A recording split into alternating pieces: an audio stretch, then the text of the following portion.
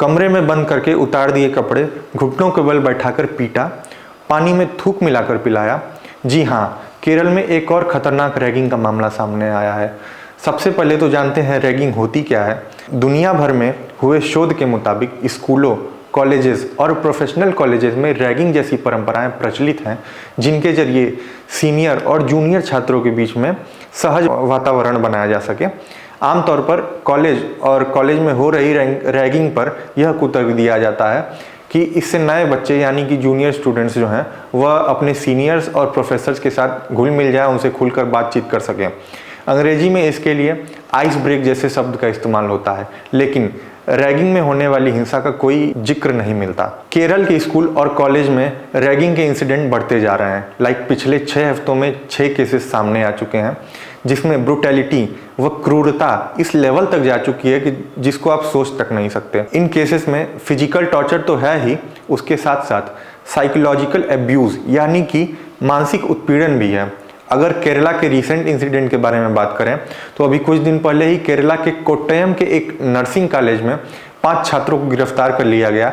उन पर यह आरोप था कि उन्होंने फर्स्ट ईयर के 3 छात्रों के साथ मारपीट की और उनके पैसों से शराब खरीदी और उनके प्राइवेट पार्ट में डंबल तक लटका दिया। जो डंबल हम एक्सरसाइज करते हैं उस डंबल को उनके प्राइवेट पार्ट में लटका दिया।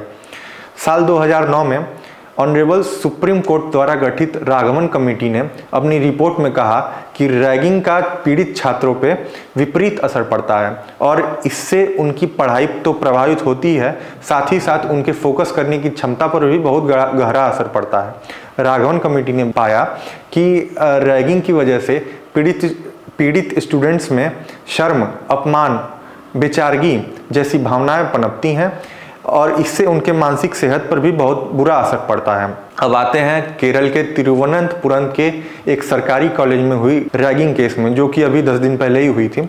इस गवर्नमेंट कॉलेज के रैगिंग पीड़ित छात्र ने शिकायत में बताया कि उसके 7 सीनियर ने पानी में थूक मिलाकर उसे पिलाया और घुटनों के बल बैठाकर उसको पीटा।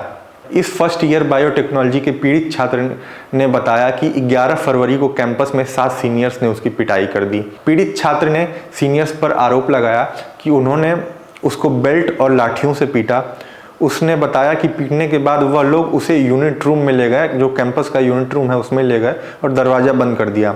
उसकी शर्ट उतारी, घुटनों के बल बैठा दिया और उसने जब पानी मांगा तो किसी एक सीनियर छात्र ने आधा गिलास पानी में थूक मिलाकर उसे पिला दिया। अब भारत में लगभग 90% केसेस मेल्स के ही होते हैं।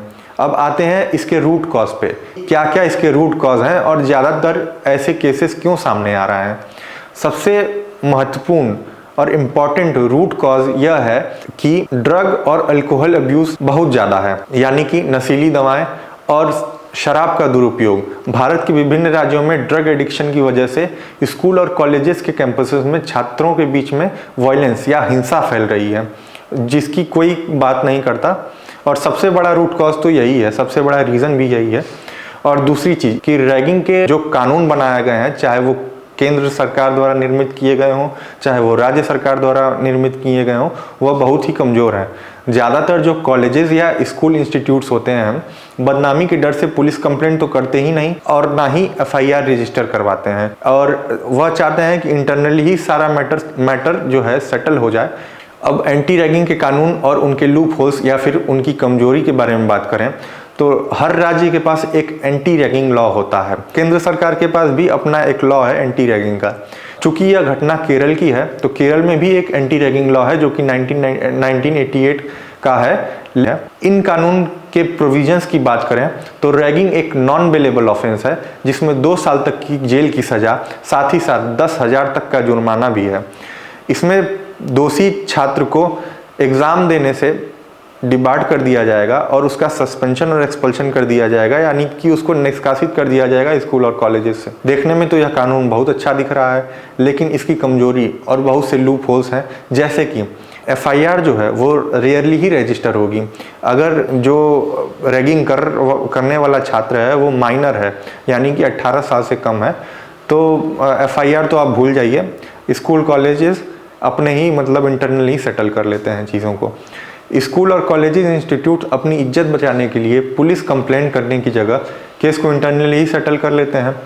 कंप्लेंट्स नहीं होती और ना ही जल्दी विटनेसेस मिलते हैं, क्योंकि प्रॉपर इन्वेस्टिगेशन के लिए विटनेस का होना ज़रूरी है, क्योंकि एट लास्ट जो केस है वो कोर्ट में ही जाना है और कोर्ट से ही दोषी को सज़ा मिलेगी। 2009 में ऑनरेबल सुप्रीम कोर्ट ने राघवन कमेटी की रिकमेंडेशन सिफारिश को लागू करने का आदेश दिया, जिनमें ऑनरेबल सुप्रीम कोर्ट ने रेगुलेटरी बॉडीज़ और एंटी रैगिंग सेल्स बनाने को कहा हर कॉलेज और यूनिवर्सिटीज़ में। हालांकि हर जगह एंटी रैगिंग सेल्स जैसी चीज़ें हैं हर कॉलेजेस और यूनिवर्सिटीज़ में होती हैं, लेकिन ऐसी घटनाएं होती ही होती हैं।